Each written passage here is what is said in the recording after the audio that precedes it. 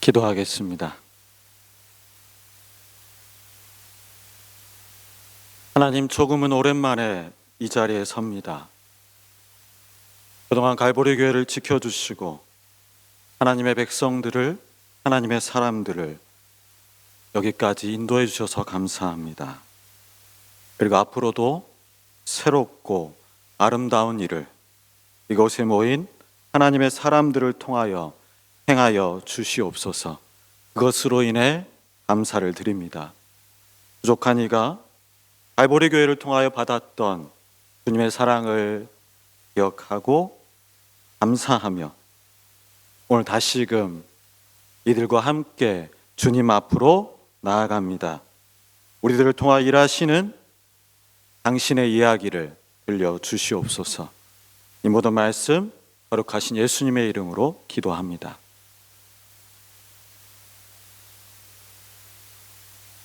지난 화요일 첫째 아들 녀석이 한국에 갔습니다. 지난해 이제 칼리지까지 과정을 다 마치고 올해 이제 대학 들어갈 과정에 들어서서 약 10여 년 만에 이제 한국에 갔습니다. 어린아이였던 꼬마가 자기 덩치보다 더 커 보이는 가방을 메고 아장아장 프라이머리 스쿨을 걸어갔던 뒷모습을 보았던 때가 엊그제 같은데 어느덧 이제 10여 년이 지나서 예전에는 이어 4 때 대한항공 한가족 서비스를 받아서 혼자 갔었습니다. 근데 이번에는 당당하게 성인으로 비행기를 타고 홀로 갔습니다. 그래서 생각해 보았습니다. 한 영혼이 자라서 한 영혼이 하나님 안에 자라나서 자신의 길을 뚜벅뚜벅 걸어갈 때 얼마나 많은 사람들의 관심과 기도와 사랑이 있었는지를 돌아보는 시간이었습니다. 저에게 갈보리 교회도 그렇게 어린아이 같았던 저를 이 땅 가운데 뿌리 내리게 했던 모판과 같은 교회입니다. 지금은 사임하셔서 이곳에 함께하지 않지만 이태한 목사님, 제가 2010년도에 왔을 때 이제 갓 2009년에 담임 교육자가 되셨지요. 그가 느꼈던 기대와 설레임 그리고 아쉬움, 여러 아픔들, 동시에 여러 기쁨들을 저 또한 가까이서 지켜볼 수 있었습니다. 그리고 그 당시 이제 막 뉴질랜드 땅에 첫 발을 내딛었던 저와 아내, 첫째 유빈이, 둘째 가빈, 그리고 2011년도에 이 땅에서 태어난 세빈이까지 갈보리 교회에서 참 과분한 사랑과 은혜를 받았습니다. 감사합니다. 그리고 설교를 준비하면서 역시나 기억에 남는 것은 갈보리 교회에서 예배를 섬기고 준비하면서 예배 가운데 보았던 많은 성도님들의 뒷모습이었습니다. 좀 전에 말씀드렸듯 저의 첫째 아이가 뚜벅뚜벅 터벅터벅 초등학교를 걸어갔던 뒷모습이 오래도록 저에게 남아있듯이 저에게 갈보리 교회는 이 땅에 사셨고 지금도 이 땅을 살아가고 있는 성도님들의 그 아련한 뒷모습을 생각하게 하는 시간이었습니다.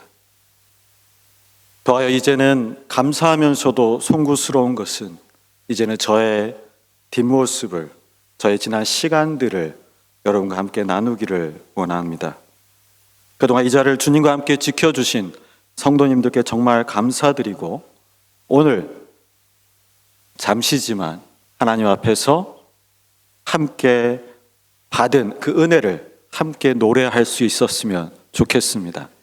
함께 찬양하며 은혜 받으셨습니까? 아멘. 갈보리 교회를 사임하고 아까 우리 박병희 장님 말씀하셨듯이 2010년부터 2016년까지 7년을 함께 이곳에서 했습니다. 그러니까 다시 너에게는 갈보리 교회가 저의 친정집인 것이죠. 다시 친정집에 온 아들처럼 조금 편한 모습으로 여러분의 얼굴을 마주하며 하나님의 사랑과 은혜를 나누겠습니다. 저는 한국에서 신학대학원을 다니면서 그리고 여러 평시도부들과 이제 독서 모임을 같은 것을 하면서 항상 이야기, 이제 영어로는 내러티브라고 합니다. 이제 그거를 이제 한국말로는 이야기라고 번역하기에는 좀 약한 것 같고, 서사로 번역하면 약간 한참 말이고, 여하튼 내러티브를 그 이야기에 늘 관심을 가지고 있었습니다. 그래서인지 이제 신학대학원 설교 중에 설교학 수업이 있거든요. 근데 여러분 많은 목사님들 설교를 들어보셨듯이 많은 목사님들의 설교는 보통 첫째, 둘째, 셋째가 있습니다. 그걸 이제 3대지 설교라고 합니다. 근데 많은 제 선배 목사님들은 그렇게 배우셨어요. 제목 설교 혹은 주제 설교를 했었는데 마침 제가 신학대학원에서 공부를 할 때 내러티브 프리칭이라는 과목이 생겼습니다. 달리 이야기하면 이야기 설교라는 거죠. 그렇게 저는 늘 이야기에 관심이 많았던 것 같습니다. 하나님이 그 마음을, 제 마음을 아시고 저는 설교학도 어떻게 보면 이야기 설교로 배웠고 그것을 통하여 실습을 했었습니다. 어렸을 때 다 우리 문학 소녀 아니셨습니까? 세계 문학 전집과 한국 문학 전집을 읽으면서 그 이야기가 가지고 있는 그 흡입력에 우리 동안 빨려 들어갔던 적이 아마도 있었을 것입니다. 그리고 이제 머리가 커져가면서 신앙의 세계를 새롭게 경험하면서 또 신학이라는 아주 오래된 학문을 접하면서 하나님이 온 우주를 만드셨던 이야기, 그리고 지금도 하나님께서 온 세상을 보존하시고 지켜가시는 이야기, 그리고 우리를 하나님의 동력자로 부르셔서 오늘 우리가 살아가는 삶의 자리에서 새로운 이야기를 만들어 가시는 이야기, 그 이야기에 여전히 저는 관심을 가지고 그 이야기를 들을 때면 늘 가슴이 설레이게 됩니다. 이야기는 우리에게 새로운 꿈을 꾸게 하는 힘이 있습니다. 예수님 당시에 주어졌던 구약 성경 또한 예수님이 사셨던 시대는 구약 성경밖에 없었습니다. 여러분 아시죠? 아직 신약 성경이 만들어지는 시대가 아니었습니다. 그 시대 이스라엘 백성들은 구약 성경을 통하여서 하나님의 이야기에 집중하며 살았습니다. 비록 예수님이 육신의 몸을 입고 이 땅에 오셔서 이 땅을 거니셨지만 이스라엘 백성들은 구약의 이야기를 듣고 자라왔고 살았다는 겁니다. 그래서 한편으로는 왜 유대인들이 예수님을 십자가에 못 박았을까라는 생각을 해보았습니다. 구약 이야기 가운데 그들은 다시 오실 메시아를 기다렸지만 그들이 기다렸던 메시아는 그들의 구약의 이야기를 통하여 들었고 꿈꿔왔던 이야기를 넘어가지 못했다는 겁니다. 구약의 이야기를 잠깐 알려드리도록 하겠습니다. 너무 잘 아는 이야기지만 하나님께서 세상의 작고 작은 이스라엘을 택하셔서 열방의 빛을 비추시는 이야기입니다. 그래서 창세기의 창조 이야기는 당시 고대 근동의 다른 신화와 참 비슷한 점이 많이 있습니다. 그럼에도 불구하고 우리가 알고 고백하는 여호와 하나님을 참 독특하게 그려내었던 이야기였습니다. 그리고 아브라함, 이삭, 야곱, 족장을 거쳐서 요셉을 거쳐서 출애굽 여정을 인도했던 모세에 이르기까지 출애굽의 역사를 통하여서 약속의 땅 가나안으로 인도하셨던 하나님의 이야기는 언제 들어도 드라마틱한 이야기로 다가옵니다. 그런데 거기서 끝났으면 아마 우리도 여기 없었을 것 같아요. 그런데 거기서 이야기가 끝이 아니죠. 이스라엘 민족이 세워졌음에도 불구하고 약속의 땅 가나안 땅에 들어갔음에도 불구하고 온전한 하나님의 나라는 이루어지지 못했습니다.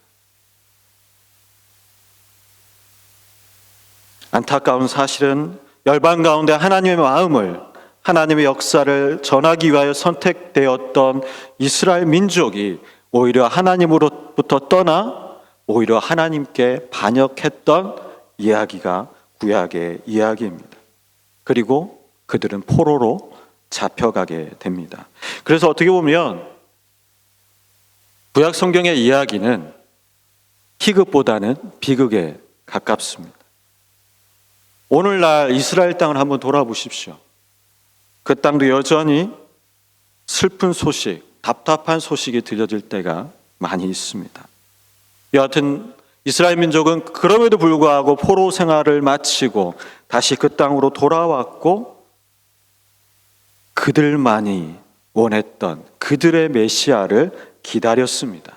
그게 구약의 이야기입니다. 그리고 우리가 너무도 사랑하는 우리 주님, 인간 육신의 몸을 이 땅에 입고 이 땅에 오셨습니다. 성육신의 이야기입니다. 개인적으로는 성경 여러 이야기를 통틀어서 가장 아름다운 이야기가 저는 이 성육신의 이야기다 싶습니다.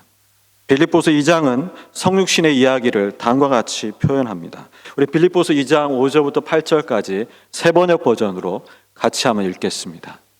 여러분 안에 이 마음을 품으십시오. 그것은 곧 그리스도 예수의 마음이기도 합니다. 그는 하나님의 모습을 지니셨으나 하나님과 동등됨을 당연하게 생각하지 않으시고 오히려 자기를 비워서 종의 모습을 취하시고 사람과 같이 되셨습니다. 그는 사람의 모양으로 나타나셔서 자기를 낮추시고 죽기까지 순종하셨으니 곧 십자가에 죽기까지 하셨습니다. 아멘. 이야기는 우리로 하여금 그 이야기 속에서 함께 뛰어놀 수 있는 공간을 허락하기 때문입니다. 하나님의 이야기는 하나님이 펼쳐가는 이 세상 가운데서 성령 하나님과 내가 함께 손을 마주 잡고 하나님의 나라를 새롭게 창조할 수 있다는 그 과정을, 그 이야기를, 그 희망을 우리에게 가르쳐주는 이야기다 싶습니다. 성육신의 이야기는 하늘의 역사가 이 땅 가운데 펼쳐지는 이야기. 예수님이 공생의 기간 그토록 선포하셨던 하나님 나라의 이야기의 시작이기 때문입니다. 그리고 주님이 가르쳐주신 주기도문 가운데 뜻이 하늘에서 이루어진 것처럼 땅에서도 이루어지기를, 이 기도의 내용이 그가 인간의 몸을 입고 육신의 몸을 입고 이 땅 가운데 거니셨기에 그 하늘의 뜻이 주님의 오심으로 성취되었고 우리도 지금 우리의 삶 속에서 그 이야기를 가지고 기대하며 소망하며 살아갈 수 있다는 이야기를 우리에게 들려주는 것이다 싶습니다. 그리고 더욱더 놀랍고 감사한 것은 하나님께서 우리에게 당신의 이야기 가운데로 우리를 지금도 초대하신다는 겁니다. 이제 이 내러티브가 이제 무엇인지는 나름대로 어렴풋이 다가오셨을 것 같고요. 이제 새로운 주제인 노래에 대해서 한번 이야기를 나눠보기를 원합니다. 노래가 뭘까요? 제가 오늘 설교 제목도 우리가 부르는 노래라고 했는데요.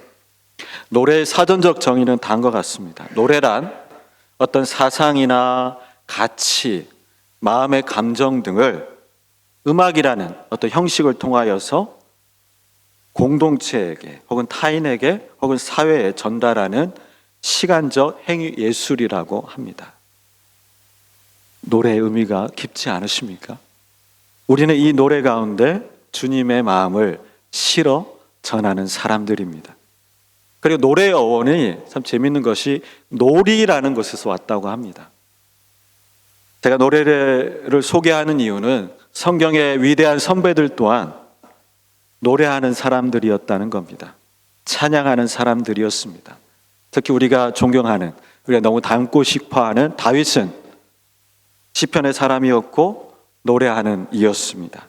그래서 시편 중에서 가장 많은 시편을 다윗이 남겼고요. 그리고 시편은 가만히 듣고 생각하는 시로서만 우리에게 다가오지 않고요. 시편은 우리에게 노래를 가르쳐 주기 위해 만들어졌음을 기억하셨으면 좋겠습니다. 하나님을 만났고 경험했던 사람들이 부르는 노래, 그것이 시편이라는 겁니다. 하나님의 사람들이 부르는 노래를 알고 싶다면 시편의 매력에 빠져보기를 원합니다. 시편의 사람이 되기를 축복합니다. 그리고 제가 이제 아는 많은 분들, 특별히 하나님의 사람들 중에서 노래를 싫어하는 이들은 없었던 것 같습니다. 우리 찬양단 대원들 다들 노래 좋아하시죠? 하나님을 찬양할 때 마음의 기쁨이 솟아나오시지요. 한국 땅을 떠나와서 이곳에서 살아갈 때, 팍팍한 이민 현실의 삶 속에 살아갈 때 저는 더욱더 많은 노래를 하고 싶었습니다. 그리고 저 나름대로 이름을 지어보았습니다. 이 땅에서 하나님 새로운 삶의 노래를 부르게 하여 주시옵소서. 저에게 노래는 제가 힘들 때마다, 자존감이 바닥을 치고 삶에 지친 순간마다 저를 일으켜 세워주셨던 하나님의 손길이라 고백합니다. 저는 짧게 제 간증을 하면 저는 어렸을 때부터 참 숫기가 없었습니다. 노래를 못했습니다. 정말입니다.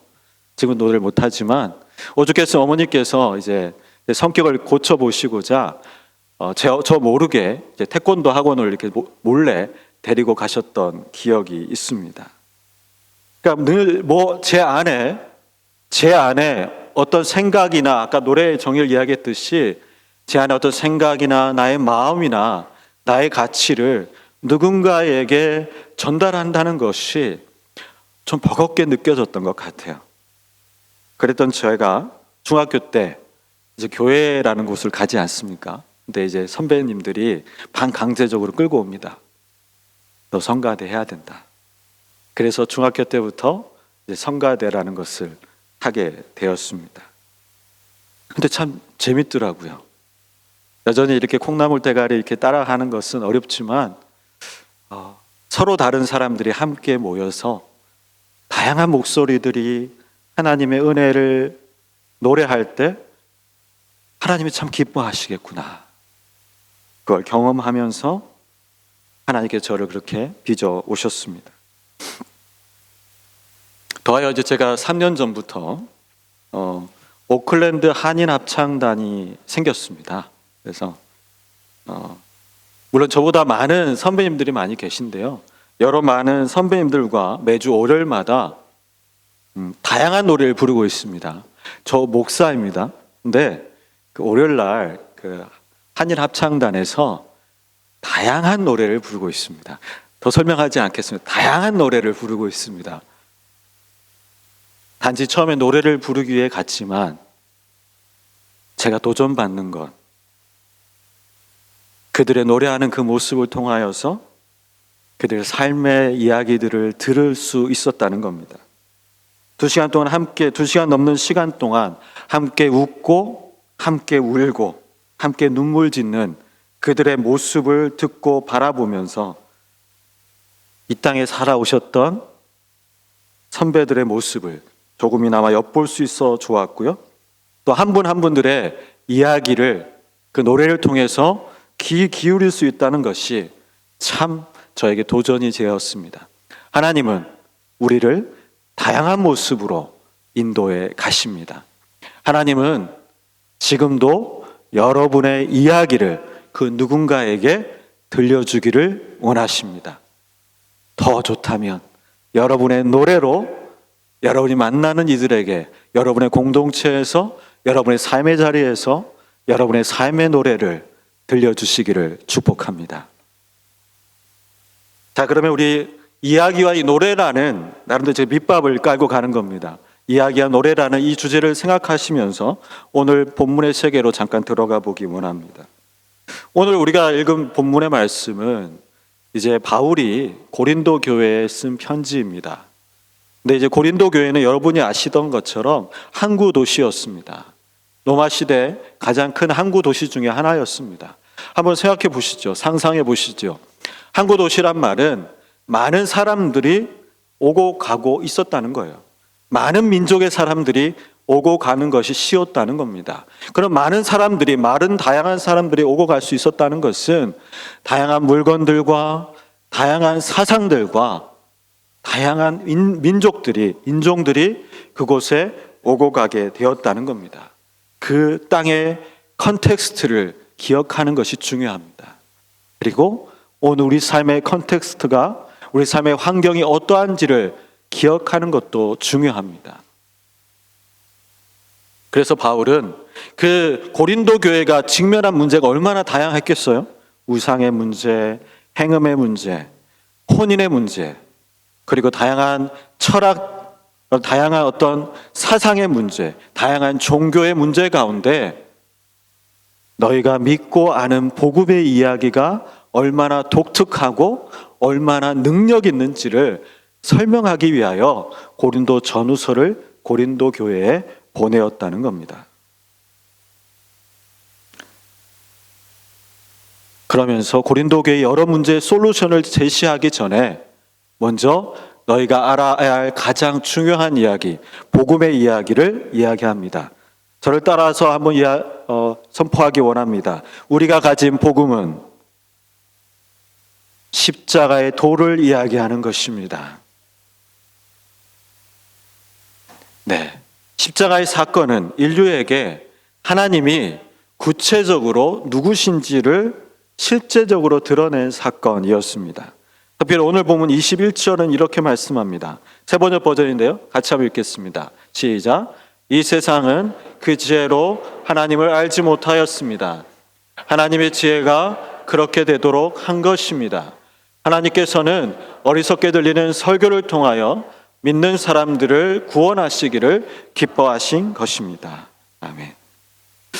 여기서 설교라고 표현되어 있는 영어로 이제 preaching, 그리고 proclamation, 선포, 전도, 복음이라고 이제 번역되었는데요. 많은 이들이 이것을 이제 지금 제가 하는 것처럼 설교라고 생각하기도 하고, 혹은 전도라고 생각하기도 합니다.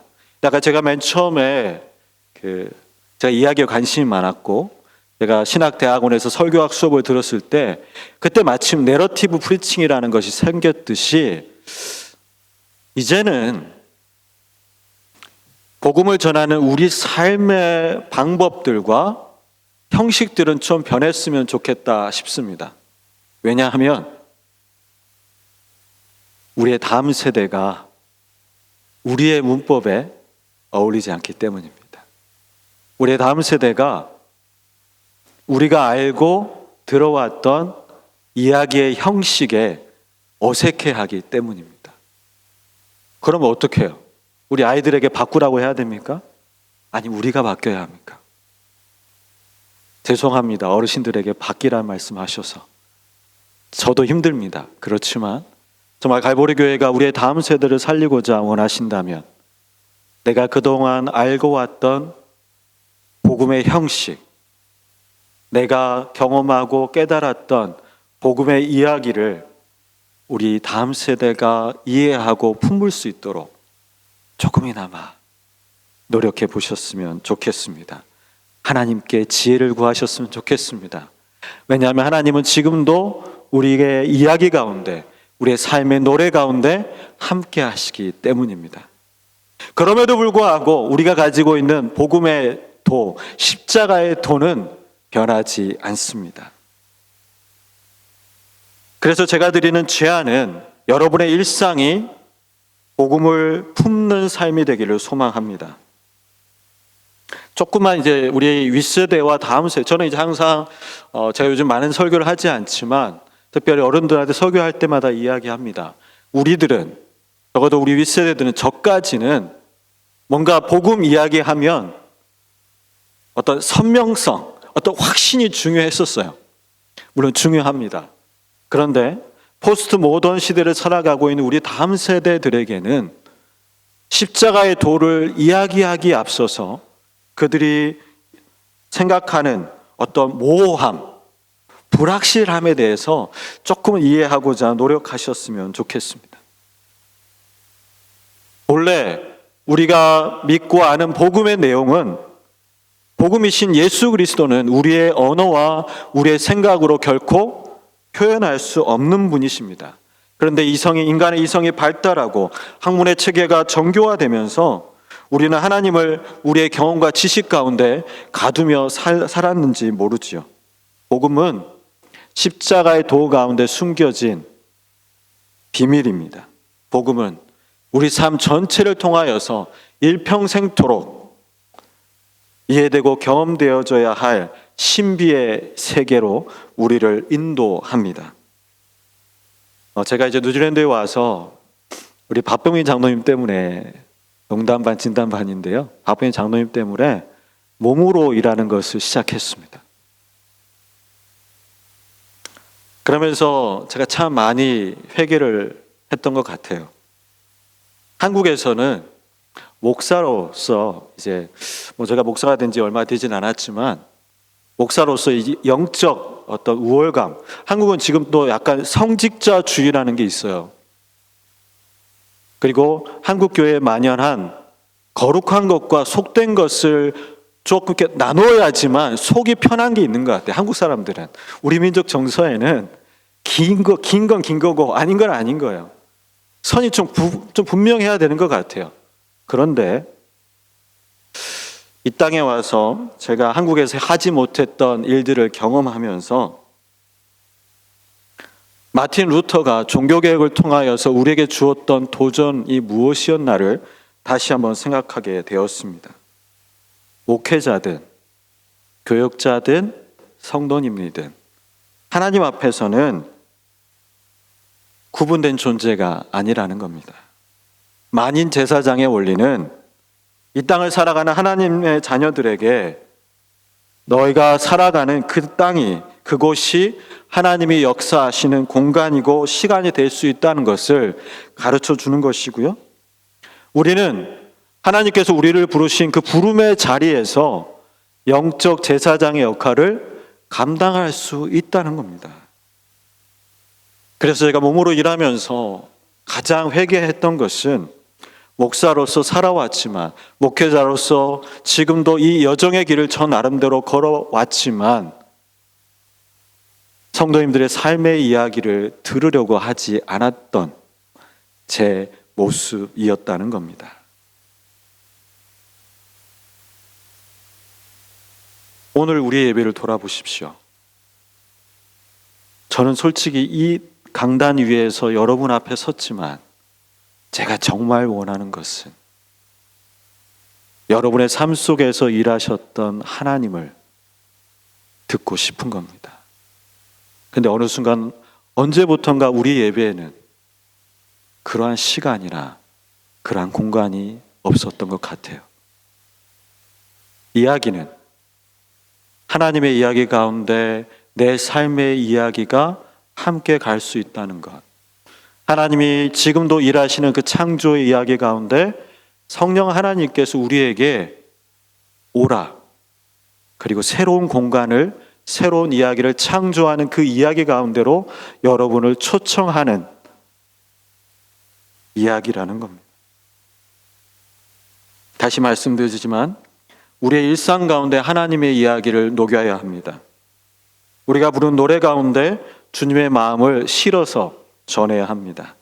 주님의 끝나지 않은 사랑 이야기가, 주님의 이 땅 가운데 오셔서 부르셨던 그 주님의 그 복음의 노래가, 십자가의 도가 여러분이 부르신 삶의 한복판에서 들려져야 한다는 겁니다. 한 주간 여러분 삶 속에 살면서 하나님을 만났던 이야기를 주일에 오셔서 앞으로 오실 우리 목사님들, 교육자들에게 좀 나눠주셨으면 좋겠습니다. 죄송합니다. 그동안 목사로서 너무 말이 많았던 것 같아요. 듣지 못했습니다. 저는 이 땅에서 다시금 하나님 안에서 듣는 연습을 하며 살아갑니다. 한 주간에 풀타임 전 일을 하고 있거든요. 풀타임 그 삶의 현장에서 하나님이 온 세상 속에서 일하시는 하나님의 음성을 듣기 위해 새롭게 발버둥 치고 있습니다.